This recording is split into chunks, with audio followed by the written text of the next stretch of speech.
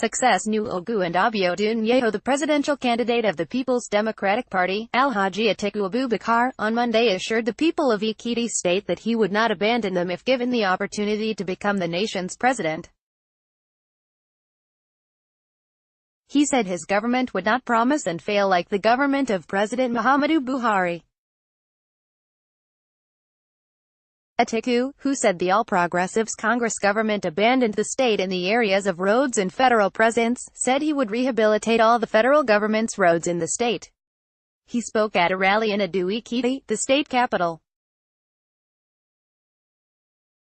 He said, "When we were in the palace of the EWI of Ekiti, the traditional ruler made a case for roads. My administration will tar all the interstate roads. We will complete all federal government projects in the state. Our government will not promise and fail like President Muhammadu Buhari. We will also restore standard and quality education so that we can give you jobs." Atiku said the Buhari administration was bereft of creative ideas to create jobs, hence the job losses that Nigerian youths had contended with since 2015. He added, "APC doesn't know how to create jobs and doesn't know how to give you same.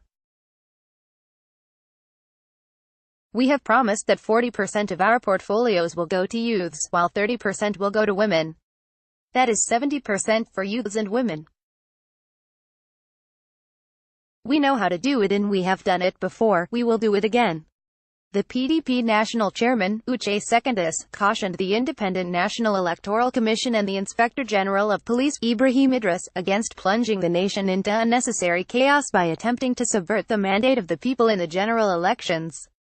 Secondus, who expressed optimism that his party would win the February 16 presidential election, claimed that Buhari failed to fulfill his promises of job creation, fighting insecurity and surmounting the challenge of corruption, because he is too weak to rule a country as complex as Nigeria.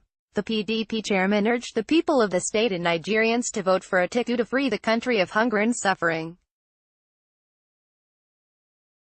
"We are going to win this election. Look at Atiku, he is tested and trusted in the public and private sectors. He is a man that can turn the economy around. He has the energy for the job," he said.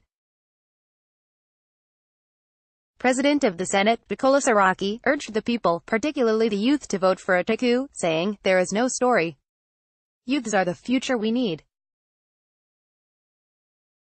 A leader has to make good his promises, but Buhari promised you jobs, security and to fight corruption. Has he fulfilled his promises? No. To do all these, you must know how to do it."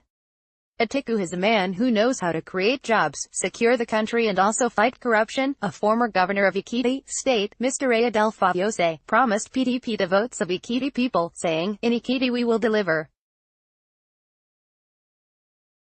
He that the gods will destroy, he will first make to run mad." That is the case of the current federal government, but PDP will deliver Nigeria from their poverty and misrule. Meanwhile, the national coordinator, Articulate Leaders Forum, Mr. Franklin Ease, on Monday said no fewer than 140 groups would deliver at least 10 million votes for Atiku.